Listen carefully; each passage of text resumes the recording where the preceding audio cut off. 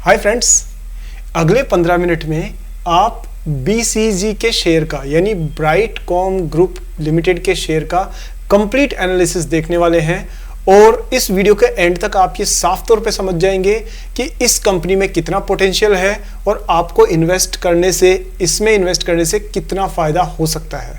सो दोस्तों, बहुत इंफॉर्मेटिव और बहुत ही इंपॉर्टेंट वीडियो है जिसको आपको लास्ट तक देखना जरूरी है, क्योंकि लास्ट में मैं आपको एक सरप्राइज देने वाला हूं। तो इसलिए आप पूरा देखें और वीडियो को लाइक करना ना भूलें। सो दोस्तों, शुरू करते हैं सागरनोमिक्स।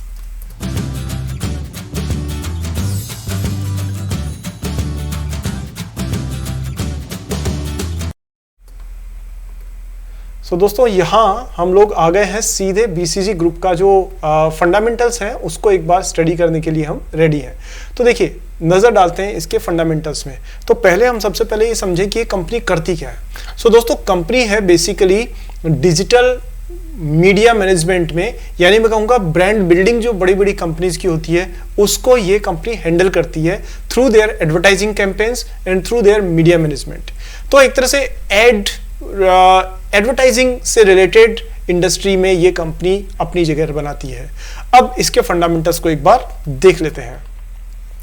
फंडामेंटल्स में देखें दोस्तों, तो ये कंपनी का देखिए कि मार्केट कैप है 5,000 करोड़ रुपए की, और आप यहां देख सकते हैं साफ तौर पे कि कंपनी की जो प्राइस है वो एक ही दिन में 4% के आसपास ग्रो करी है। यानी आप ये आज की ही बात देख लीजिए, जब मैं वीडियो रिकॉर्ड कर रहा हूं तो 26.5 रुपीज हो चुकी है इसकी, यानी 5% के आसपास एक दिन में लगभग इसका जंप प्राइस का है। मार्केट कैप 5,000 करोड़ रुपए है और पूरे साल भर में जो प्राइस गई है वो 9 रुपए से और 49 रुपीज तक गई है। यानी कि अभी हम लोग करीब करीब बीच में है, मिडल में। तो प्राइस बढ़ रही है, लेकिन ये 52 वीक से अभी भी हाई से बहुत दूर है। बुक वैल्यू 34 रुपीज है, जो कि मार्केट प्राइस से ज्यादा है। दोस्तों, जब बुक वैल्यू ज्यादा होती है और प्राइस कम होती है तो ऐसे स्टॉक हो जाते हैं आपके अंडर वैल्यूड स्टॉक्स, साफ तौर पर। सो ये वैल्यू अंडर वैल्यू है। और वैसे भी अगर आप इसमें देखोगे तो इस कंपनी का जो PE है, प्राइस टू अर्निंग रेशियो, वो इंडस्ट्री के मुकाबले में लगभग 10% ही है। यानी इंडस्ट्री का जो प्राइस अर्निंग रेशियो है वो 34 है और इस कंपनी का प्राइस टू अर्निंग रेशियो 3.8 है। ये वैसे भी अंडर वैल्यूड है। सो दोस्तों, हम लोग दिन रात यही कोशिश करते हैं ना कि अंडर वैल्यूड स्टॉक कहाँ से मिले, कब खरीदें, कैसे लें। तो इस तरह से आपको समझ में आना चाहिए कि अंडर वैल्यूड स्टॉक्स दिखते कैसे हैं। तो ये प्राइस टू अर्निंग रेशियो कम है इसका, लेकिन इसके बाकी फैक्टर्स पे नजर डालते हैं, उसमें भी आपको काफी अच्छी चीजें देखने को मिलेगी। दोस्तों, रिटर्न ऑन इक्विटी, यानी जो इन्वेस्टर्स का इक्विटी यानी शेयर होल्डर्स का जो पैसा है उस पे इसने 22% 22% रिटर्न दिया है, which is really impressive considering कि ये इंडस्ट्री एक कॉम्पिटिटिव इंडस्ट्री है जिसके अंदर ये कॉम्पीट करती है। और रिटर्न ऑन कैपिटल एम्प्लॉयड भी इसने 30% के ऊपर दिया है, विच इज रियली इंप्रेसिव। दोस्तों, कंपनी चाहे छोटी हो लेकिन फिर भी 1.11% का डिविडेंड यील्ड आपको दे रही है।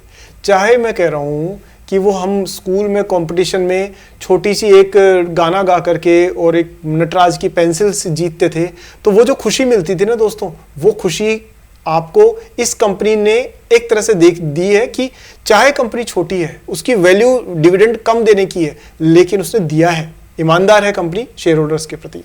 आगे बात करते हैं दोस्तों कि इसकी सेल्स की ग्रोथ 25% है और जो प्रॉफिट की ग्रोथ है पिछले 5 साल में वो करीब 27.5% है, विच इज फाइन, अच्छी है इंडस्ट्री के हिसाब से। यहां आप ये देख रहे हैं कि प्रमोटर की होल्डिंग 18.4% है और इसमें प्लेजिंग भी हो रखी है 3.6%, 6-7%।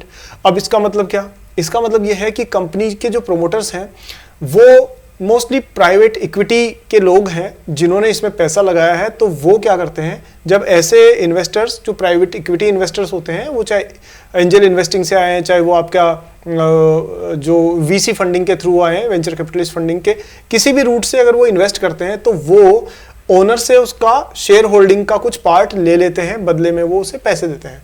तो इस वजह से कंपनी का स्टॉक डाइल्यूट हो जाता है। तो आप यहाँ साफ तौर पे देख सकते हो कि कंपनी के डेट तो है नहीं, debt to equity is 0। That means इस कंपनी ने ग्रो करने के लिए बाजार से कर्जा नहीं लिया है, बैंकों से कर्जा नहीं लिया है। तो इसका पैसा आया कहाँ से?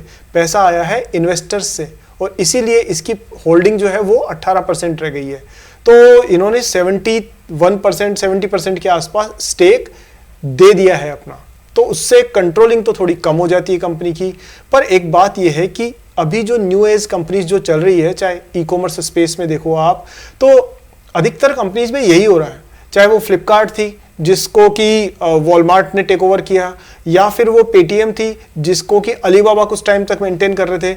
मतलब ये सब इन्वेस्टर्स ने जो इंटरनेट बेस्ड कंपनीज है, ई कॉमर्स बेस्ड कंपनीज, उनमें पैसा लगाया हुआ था। सो दोस्तों करीब करीब वैसी ही सिचुएशन यहाँ की भी है, लेकिन आगे देखते हैं क्या होता है। अब यहाँ आप देखो फ्री कैश फ्लो कंपनी के पास में अच्छा खासा है और ग्राहम नंबर है 74 और उससे प्राइस 1/3 है। यानी दोस्तों एक बात तो पक्की है कि कुछ भी मान लो आप, लेकिन कंपनी अंडर वैल्यूड तो निश्चित रूप से है। ये अंडर वैल्यूड है साफ तौर पर। अब आगे इसके नंबर्स पे नजर डालते हैं। तो यहां आप ये देखो दोस्तों कि अगर मैं 10 साल का चार्ट लूं तो 10 साल से कंपनी कंटिन्यूअसली प्रॉफिट में है, कंटिन्यूअसली प्रॉफिट में है। चाहे प्रॉफिट बहुत तेजी से नहीं बढ़ा, लेकिन कभी भी लॉस नहीं हुआ है कंपनी को। यानी ये एक प्रॉफिटेबल कंपनी है और आपको मैं सजेस्ट करूंगा कि हमेशा प्रॉफिटेबल कंपनीज में ही इन्वेस्ट करना चाहिए। तो ये एक अच्छा फैक्टर होता है। नेक्स्ट दोस्तों आप ये देखो कि प्रॉफिट तो बढ़ रहा है इसका, लेकिन इसकी प्राइस करीब करीब 2021 के एंड से लगातार गिरती आ रही है और दोस्तों बिल्कुल यहां पहुंच गई है। यानी कि किसी वजह से लोगों का इंटरेस्ट इसमें कम होना शुरू हुआ, धड़ाधड़ पैनिक सेलिंग करी लोगों ने और उसके स्टॉक को पूरी तरह से गिरा दिया। पर रिसेंटली इस कंपनी ने वापस से एक बाइंग इंटरेस्ट को देखा है और कंपनी की प्राइस फिर से ग्रो कर रही है। तो इसका मतलब यह है कि दोस्तों अब लोगों की नजर इस पे वापस पड़ना शुरू हो गई है। बहरहाल आप एक चीज साफ तौर पे देख सकते हैं कि यहां प्रॉफिट में और प्राइस में कितना गैप है। यानी कि प्रॉफिट अगर आप देखोगे तो इतनी लंबी इमारत है और प्राइस अभी भी नीचे है। Again this company becomes under value, so under valued stock के तौर पे देख सकते हो। अब कुछ फाइनेंशियल्स पे नजर डालें तो उससे पहले दोस्तों इंडस्ट्री का कंपैरिजन कर लें तो Tata Elxsi, Persistent System, Oracle financial services वगैरह वगैरह, कोफोर्ज, साइएंट, ये सब इस इंडस्ट्री में काम करने वाली कंपनीज है। इनको कॉम्पिटिटर कहना थोड़ा गलत होगा क्योंकि ये सारी कंपनीज का प्रोडक्ट पोर्टफोलियो और क्लाइंट पोर्टफोलियो दोनों ही डिफरेंट है, बट क्योंकि एक इंडस्ट्री में रहती है इसलिए आप इनको कॉम्पिटिटर कुछ हद तक मान सकते हैं। अब बात करते हैं इसके अलावा जो बाकी नंबर्स हैं वो हमने देख लिए हैं। ब्राइटकॉम का पायोस की score is better than Tata Elxsi, ये आपको नोट करना चाहिए। और बाकी सारे नंबर्स में भी आप देखोगे तो ये कंप्लीटली डेट फ्री कंपनी है, which is a good thing. Quarterly तो नहीं, हम लोग एनुअल रिजल्ट्स पे बात करते हैं क्योंकि क्वार्टरली रिजल्ट्स अधिकतर उन कंपनी से देखे जाते हैं जो सिक्लिकल इन नेचर होती है, यानी जो सीजन पर डिपेंडेंट होती है, जैसे सीमेंट हो गई, स्टील हो गई वगैरह वगैरह। अब यहां आप ये देखें तो इसकी सेल्स दोस्तों 1263 करोड़ रुपए थी 2012 में, जो अब बढ़ करके हो गई 7600 करोड़। इसका मतलब कि पिछले 10 साल में अगर आप मानो तो इसकी सेल्स जो है वो बढ़ी है करीब करीब 6 टाइम्स और इसका जो प्रॉफिट है वो बढ़ा है दोस्तों 238 करोड़ से करीब 2235 करोड़, यानी करीब करीब 8 टाइम्स मान लो आप इसको। यानी कि सेल्स से प्रॉफिट ज्यादा तेजी से बढ़ा है और इसका मतलब दोस्तों ये होता है कि कंपनी मुनाफा अच्छा कमा रही है, यानी कि ये अपने खर्चों पे कंट्रोल कर रही है और अपनी बाकी सारी रेवेन्यू को और प्रॉफिटेबिलिटी को इंप्रूव कर रही है, विच शोज कि मैनेजमेंट काफी एक्टिव है। अगर ग्रोथ की बात करो तो 10 साल में 17% ग्रोथ इसने सेल्स का दिया है और प्रॉफिट की ग्रोथ 39% है। मैं वही कह रहा था कि प्रॉफिट इज शोइंग कि कंपनी एफिशिएंटली काम कर रही है। स्टॉक प्राइस 28% है तो वो उठापटक चला चलू करके लोगों ने फिर भी इसको नीचे गिरा दिया। एनीवेज अगर हम बात करें इसकी और सारी चीज़ों की तो कैश कन्वर्जन साइकिल जो है वो दोस्तों इसका पहले से कम हुआ है, 209 दिन था, अब ये 137-148 के आसपास। इसका मतलब जो भी ये अमेरिकन के लिए या जहाँ पर भी ये अपने प्रोडक्ट सर्विसेज देती थी तो जो कस्टमर से पैसा आता था उस पैसे को आने में जितना टाइम लगता था वो 209 की जगह पर 140 दिन के आसपास, 48 दिन के आसपास रह गया है। इससे कंपनी पर विश्वास शो होता है। आगे हम लोग इसकी और डिटेल्स देखते हैं दोस्तों। अब कंपनी का हम एक बार ओवरव्यू देख लेते हैं कि कंपनी बेसिकली किस स्पेस में है और क्या काम करती है। मैं थोड़ा सा जल्दी रखूंगा इसको क्योंकि टाइम थोड़ा कम रह जाता है दोस्तों, वीडियो लंबी नहीं होनी चाहिए, ये भी मेरे पे चैलेंज रहता है। सो लेकिन मैं एक बार पहले आपको थोड़ा सा इसकी प्रेजेंटेशन में लेकर के चलूँ, उससे पहले आपको एक छोटी सी चीज़ बता देता हूँ, वो भी ज़रूरी है। सो दोस्तों देखिए, एक चीज़ मैंने कुछ टाइम से सोची है कि हम जो ये इतनी मेहनत कर रहे हैं, मैं मेहनत कर रहा हूँ वीडियो बनाने में, आप लोग देख रहे हैं, सीख रहे हैं नई नई चीज़ों को, और कमेंट सेक्शन के मुझे कमेंट पढ़ के लगता है कि आप धीरे धीरे चीज़ों को समझ भी रहे हैं और काफ़ी हद तक आपको अच्छा भी लग रहा है। दोस्तों मेरा एक ख्याल है, वो मैं आपसे शेयर करना चाहता हूँ कि यहाँ पर अभी भी मेरे बहुत से दोस्त चैनल को सब्सक्राइब नहीं कर रहे हैं। तो मैं उनसे हाथ जोड़ के विनती करना चाह रहा हूं कि या तो आपको मैं बहुत ही खराब तरीके की वीडियो बना रहा हूं, थर्ड क्लास आपको कंटेंट दे रहा हूं, इसलिए आप सब्सक्राइब नहीं कर रहे हैं, या फिर आपको वो पसंद तो है लेकिन आप कुछ नया सीखने में इतने इंटरेस्टेड नहीं हैं।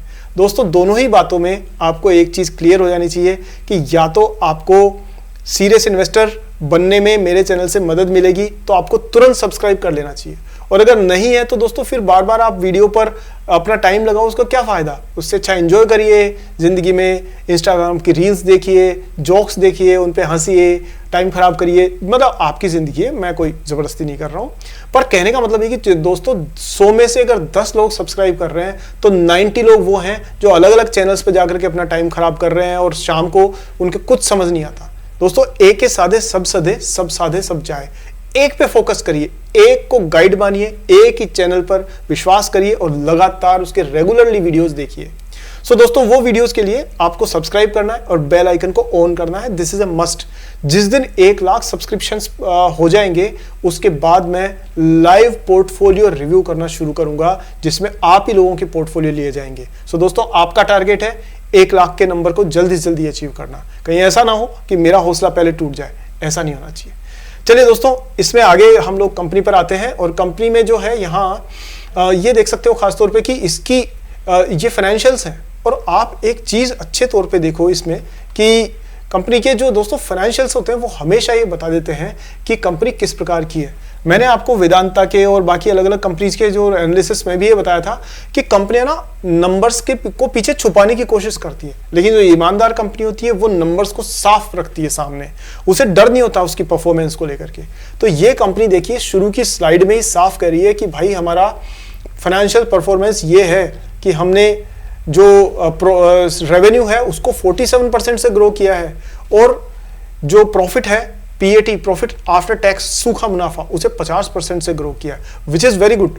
और एबिटा यानी जो मुनाफा, जो आपका इनकम, जो पैसा आता है रेवेन्यू में उसमें से खर्चा जो निकाल देते हैं, that is EBITDA, earning before interest, tax, depreciation and amortisation, ये बोलते हैं। बट आप ये मान के चलो कि एबिटा भी 43% से बढ़ा है। रिटर्न ऑन इक्विटी इन्होंने ग्रो करी है साफ तौर पे, और इनका फ्री कैश फ्लो लगभग डबल हुआ है। सो ईमानदार कंपनी की निशानी होती है कि वो शुरू में अपनी डिटेल्स पहले साफ तौर पे बताती है। ये नहीं कहती कि हमने इतने स्कूल बनाए, इतने हॉस्पिटल में खर्चा किया, इतने गरीबों में कंबल बांटे, वो सब बाद की बात है, वो सब करो, but first you are a company, your first goal is to make profit, isn't it? So वो आप बताओ शेयर होल्डर्स को। सो इससे कंपनी पर एक अच्छा इसका आप मैसेज मान सकते हो। रेवेन्यू ग्रोथ देख सकते हैं कि पिछले 5 साल में 23% कंसिस्टेंटली ग्रो कर रही है, और प्रॉफिटेबिलिटी भी साफ तौर पे ग्रो होती हुई नजर आ रही है इसकी। अब ये बड़ा ही इंपॉर्टेंट एक जो स्लाइड है वो है, आपको जरूर समझना चाहिए। दोस्तों ये देखिए FY 2022 में यानी लास्ट ईयर इनका जो एबिटा था, यानी जो मुनाफा था, सूखा मुनाफा नहीं, प्रॉफिट आफ्टर टैक्स नहीं, बल्कि सिर्फ एबिटा, ऑपरेशनल प्रॉफिट मान लो आप एक बार इसको, तो वो 1500 करोड़ था। अब देखिए इन्होंने क्या किया है, इस साल इन्होंने 2100 करोड़ अचीव किया है एबिटा 2023 में। अब ये इस स्लाइड में ये दिखा रहे हैं कि ये इन्होंने कैसे किया है। तो देखिए पहली चीज है, इन्होंने रेवेन्यू को बढ़ाया है, तो एक ग्रीन कलर शो करता है कि रेवेन्यू इनका बढ़ा है 2372 करोड़, जबकि कॉस्ट ऑफ गुड्स सोल्ड जो है COGS वो कम हुआ है इनका, यानी 1430, और SG&A भी कम हुआ है यानी 280 करोड़। मतलब कि इन्होंने अपनी सेल्स तो बढ़ाई है लेकिन एक्सपेंसेस कम किए हैं। इससे साफ पता पड़ता है कि जो मुनाफा है इस कारण से इनका मुनाफा साफ तौर पे बढ़ता हुआ आपको दिखा है। तो दोस्तों ऐसे एनालाइज करोगे ना तो आप 100% एक प्रॉफिटेबल इन्वेस्टर जरूर बन जाओगे, मैं पूरे दावे के साथ आपको कह सकता हूँ। थोड़ी वीडियो लंबी जरूर हो जाती है, लेकिन ये सारी चीज़ें मैं चाहता हूँ कि आप समझ जाएं तो आपको बहुत फ़ायदा हो जाएगा। बाद में आप मेरे को थैंक्स ही कहोगे किसी दिन। चलिए आगे बढ़ते हैं। यहाँ इसका रेवेन्यू डिस्ट्रीब्यूशन है, आप देख सकते हैं नॉर्थ अमेरिका से 52% बिजनेस है, साउथ अमेरिका से 21% है, मिडिल ईस्ट से 17% है। तो मेजरली इसका फोकस नॉर्थ अमेरिका से आने वाले यानी यूएसए से, कनाडा से, मैक्सिको से, वहाँ वाले बिजनेस से आने वाला है। और वहाँ की एक प्लस पॉइंट ये कि अभी इंडस्ट्री में वहाँ पे थोड़ा रिवाइवल के चांसेस दिख रहे हैं, तो अगर वहाँ की इंडस्ट्री संभलती है तो उसका सीधा फायदा बीसीजी ग्रुप को होने वाला है। आगे बढ़ते हैं। ये बिजनेस के हाईलाइट्स हैं कि इनके देखिए 260 ग्लोबल एजेंसीज से इनकी रिलेशनशिप है, 15 न्यू एडवर्टाइजिंग एजेंसीज है, 630 डायरेक्ट एडवर्टाइजर से जुड़े हुए हैं, 650 लार्ज पब्लिशर्स से जुड़े हुए हैं और 50,000 लॉन्ग टेल पब्लिशर्स से जुड़े हुए हैं। इसका मतलब दोस्तों ये पूरे वर्ल्ड वाइड में इन्होंने अपने टाई-अप्स बहुत अच्छे कर रखे हैं अच्छी कंपनीज के साथ में। यहाँ आप ये देखोगे तो ये वो ट्रेड शोज है जिनमें इन्होंने पार्टिसिपेट किया है और ये कंपनी का मैनेजमेंट है। ये दोस्तों टाइमलाइन है, इस पर तो मैं बिल्कुल भी आपका टाइम नहीं ले सकता, इसलिए इसको स्किप करते हैं। आप जब भी टाइम मिले आप खुद एक बार देख लीजिएगा या कभी मौका मिला तो इस पर डिटेल में वीडियो बना देंगे। आगे बात करते हैं कि इनके बिजनेसेस का ये एक बिजनेस मॉडल आप देख सकते हो कि ये करते क्या है। इनके पास देखो बहुत साफ सुथरा बिजनेस मॉडल है दोस्तों। एक चीज ये कही जाती है कि जो चीज 5 मिनट में समझ नहीं आ सकती वो जिंदगी में कभी समझ में नहीं आ सकती। तो आप ये देखिए कि अगर आप इनकी इस स्लाइड को देख करके साफ तौर पे समझ सकते हैं कि इनका बिजनेस मॉडल क्या है, तो आपको इस कंपनी की ईमानदारी पे यकीन होना होना चाहिए। और दूसरी बात, आप क्लैरिटी ऑफ थॉट को देख सकते हैं मैनेजमेंट की को कि डिमांड साइड और सप्लाई साइड, ये दो चीजों में से आप देख सकते हैं डिमांड इनके पास कहां से आती है, एडवर्टाइजर्स, ब्रांड्स और एजेंसीज, और इनको सप्लाई जो है इनकी यानी कि ये किस साइड में अपने जो एड्स वगैरह को देते हैं वो है पब्लिशर्स, और इसके बीच में ये है टेक्नोलॉजी प्लेटफॉर्म प्रोवाइड करने का काम करती है। तो ये देखती है कि जो कंपनीज एडवर्टाइजिंग पे पैसा खर्च कर रही है उनको उसका पूरा फायदा हो। ये बिजनेस मॉडल की पूरी डिटेल्स हैं कैसे काम करती है। और एक स्लाइड ये देखिए दोस्तों, इसमें भी बड़ा मजा आएगा। दोस्तों आपने ये तो सुना होगा ना कि ये स्वॉट एनालिसिस करके कोई चीज होती है, स्वॉट analysis, strength, weakness, opportunity, threats, ठीक है। पर आप इस कंपनी की खास बात देखिए कि इन्होंने सिर्फ स्ट्रेंथ और अपॉर्चुनिटीज बस ये दो ही मेंशन किए इन्होंने, यानी वीकनेस नहीं कंसिडर कर रहे, थ्रेट्स को कंसिडर नहीं कर रहे। ये कह रहे हैं हमें नेगेटिव सोचना ही नहीं है, तो थ्रेट्स की क्यों बात करें या कमजोरियों की क्यों बात करें। तो ये अपनी स्ट्रेंथ पे खेल रहे हैं। ये पॉजिटिव माइंडसेट को शो करता है। ऐसी छोटी छोटी चीजें कंपनी के बारे में क्लू हमें दी जाती है। तो इन्होंने कहीं पर भी थ्रेट्स के बारे में नहीं लिखा।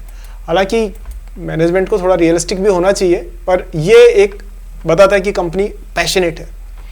अब बात करते हैं दोस्तों इनके जो क्लाइंट्स है वो देखिए, इनके क्लाइंट में सारे बड़े नाम है दोस्तों। P&G हो गया, टाइटन हो गया, Coca Cola, British Airways, Sony, ITC, ICICI, Unilever, Maruti Suzuki, LIC, Samsung, Star, Qatar, MTV, Hyundai, Vodafone, Lenovo, Airtel, जितने बड़े नाम आप सोच सकते हैं सब का एडवर्टाइजिंग BCG मेंटेन करती है।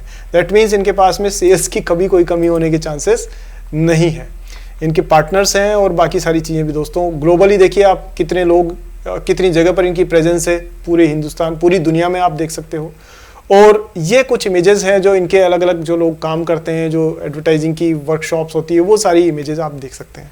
तो दोस्तों उम्मीद करता हूँ ये तो मज़ा आ गया होगा इसमें देख करके आपको। चलिए अब हम इसकी बाकी टेक्निकल्स के बारे में बात कर लेते हैं।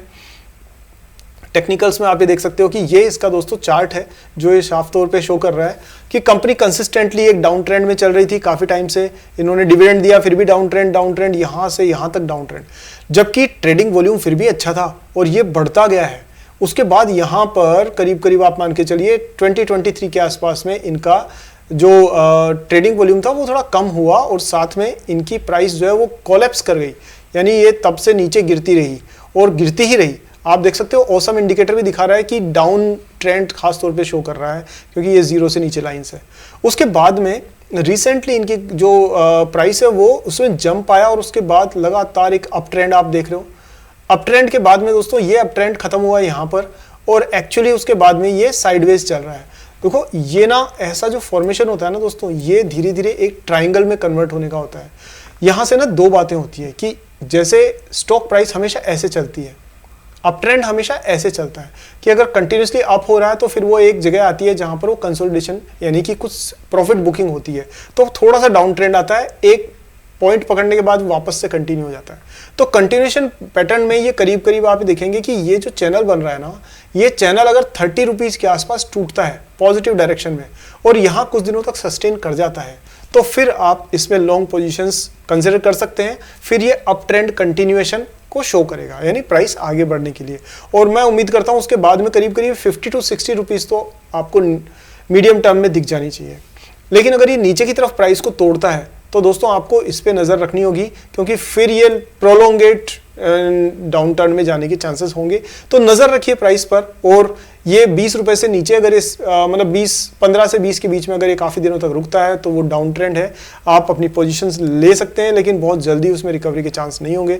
बट हाँ, अगर ये ऊपर सस्टेन करता है जो अभी के पैटर्न में दिख रहा है, so then you can continue to build on your positions.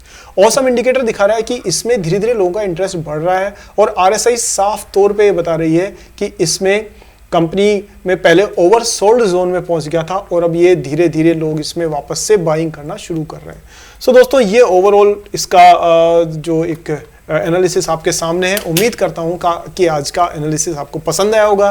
Video अगर आपको पसंद आया दोस्तों तो आप लाइक जरूर करिए और कमेंट करिए अपने क्वेश्चंस। और अब वो सरप्राइजिंग बात जो मैं शुरू में कह रहा था वो ये है कि अगर इस चैनल पर जिस दिन आपके जो सब्सक्रिप्शंस हैं वो आपके 1 लाख को क्रॉस कर गए, उस दिन के बाद मैं live video portfolio analysis review के साथ में लेकर के आया करूंगा। और दूसरी बात ये दोस्तों कि मैंने डिस्क्रिप्शन में और आपका जो फर्स्ट कमेंट है, पिन कमेंट में एक लिंक दिया है, तो वहां जाकर के आप अपनी डिटेल लिंक पर जाके सबमिट अगर करते हैं, अपने पोर्टफोलियो की एक छोटी सी इमेज लगाइएगा, वहां पर अपलोड कर दीजिएगा। मैं वीक में 3 लोगों के टॉप 3 लोग जो सिलेक्ट होंगे उनके पोर्टफोलियो को रिव्यू करूंगा और अपनी सजेशंस उसके बेसिस पे दूंगा, ताकि मेरी एक्सपर्टीज से उनका कुछ भला हो सके। रैंडमली सिलेक्ट करेंगे तो इस मौके को चूकेगा मत, जरूर यूज करिएगा। और दोस्तों, अगले वीडियो में जल्दी ही मिलेंगे। वीडियो को शेयर जरूर करिएगा आपके सारे फ्रेंड्स के साथ में, व्हाट्सएप ग्रुप, फेसबुक वगैरह सब जगह पर। दोस्तों, मिलते हैं अगले वीडियो में, तब तक के लिए जय हिंद।